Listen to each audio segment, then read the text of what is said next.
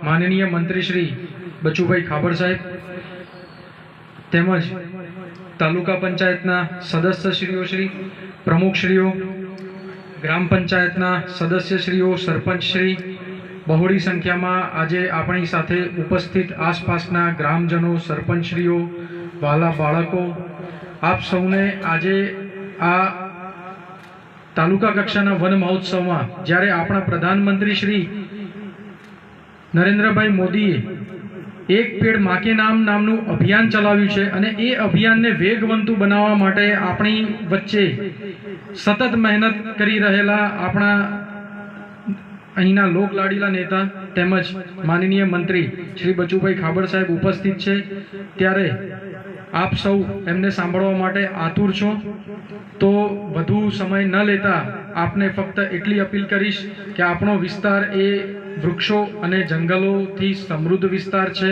એને વધુ સમૃદ્ધ આપણે બનાવવાનો છે અને એના સંરક્ષણમાં આપ સૌ પહેલેથી અગ્રેસર રહ્યા છો અને આ અગ્રતા જાળવી રાખવાની છે એટલું જ કહીને વિરમું છું આભાર। એની આવક એક ઝાડ ઉપરથી 5-7 વર્ષ થાય એટલે 1.5 લાખ રૂપિયા આવશે। 50,000નો તમે ખર્ચો કાઢો તો એક વૃક્ષની વર્ષની આવક 1 લાખ રૂપિયા હશે અને 100 રોપા તમારી જમીનમાં રોપેલા છે તો 1 કરોડ રૂપિયાની વાર્ષિક આવક થાય। નિમળે નેંદવાનું, ગોળવાનું, દવા છોંટવાનું, દુનિયામાંથી વેપારીઓ આવીને તમારા ખેતરમાંથી તોડીને પૈસા ત્યાં લઈ જશે। તમામ ખેતી પણ આપણે આવા પર્યાવરણની બચાવણી માટે કરી દઈએ છીએ અને આ તમામ રોપાઓની અમે મફત પણ આપી રહ્યા છે। હું પોતે પણ આ વર્ષે 500 રોપા કરી રહ્યો છું, આના આંબાના કરી રહ્યો છું, રેંગણ ફૂડ કરી રહ્યો છું, ફણસ પણ તમામ વૃક્ષો કરી રહ્યા છે। એને તમે એને જોઈ પણ આવતે વર્ષે કરતા હતો ના કે હું 10 એકરમાં મારી જમીનમાં કરી રહ્યો છું। અમને પણ પ્રદર્શનમાં બતાડો કે આપણે કરી આપણે કરવું જ પડશે। હવે ખેતી સાથે બગાયતી ખેતીને પણ આપણે જોડવી પડશે, સાથે સાથે દૂધના ધંધાને પણ આપણે જોડવો પડશે। અમે મોટા ગામોમાં સહકારી બેંકો પણ શરૂ કરીએ છીએ, વગર વ્યાજની લોન પણ તમને ખેડૂતોને 3 લાખથી માંડીને ઉપર જોઈએ તો હાલશે। 10-12 ભેંસો ખરીદશો તો 12 લાખ રૂપિયા હાલશે। તમામ વહીવટ તમારા ગામની બેંકના માધ્યમથી થશે, કોઈ જગ્યાએ બહાર જવાનું નથી। મારા કોઈ દીકરાને ખેતી કરવી છે, લોન સહાય ને સબસિડી આપશે, ખેડૂતને પણ સહાય ને સબસિડી આપશે, અદ્યતન સાધનો પણ સહાયથી આપશે।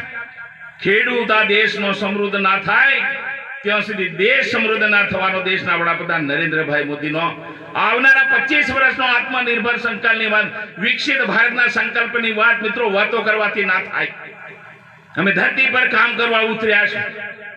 ખેડૂતો માટેની પણ મેં સિંચાઈની વાત કરી હતી।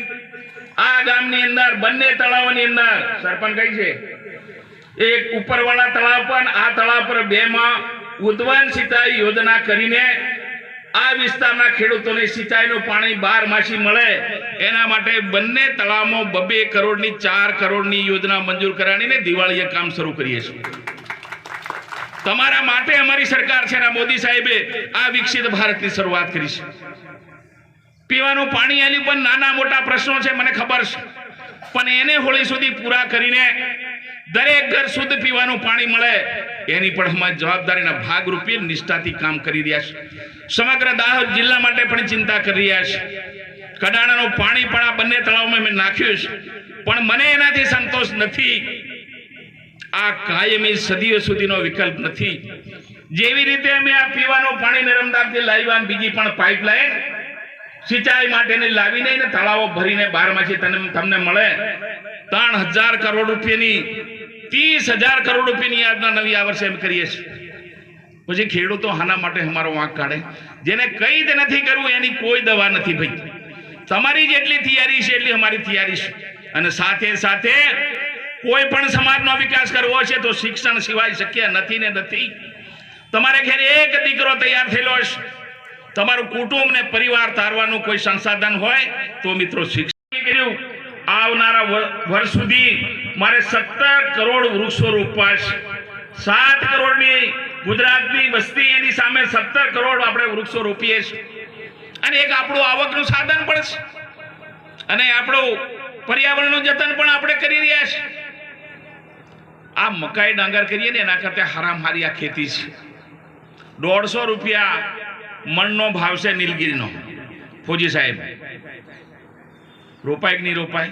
અને સાથે સાથે આપણે આ તો વૃક્ષોની વાત આવી, આ બળતણ માટેના પણ એના ઉત્પાદન માટેના પણ વૃક્ષો આપણે આંબા ના રોપી શકીએ, ડ્રેગન ફ્રૂટ ના કરી શકીએ, ફણસ ના કરી શકીએ, જાંબુ કેમ ના કરી શકીએ?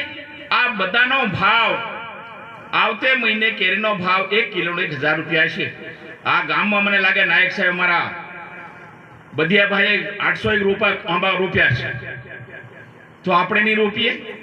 જાંબુ 1000 રૂપિયા કિલો મળતા નથી. આ ફણસનો ભાવ 1400 રૂપિયા છે. એને આ વર્ષે રોપો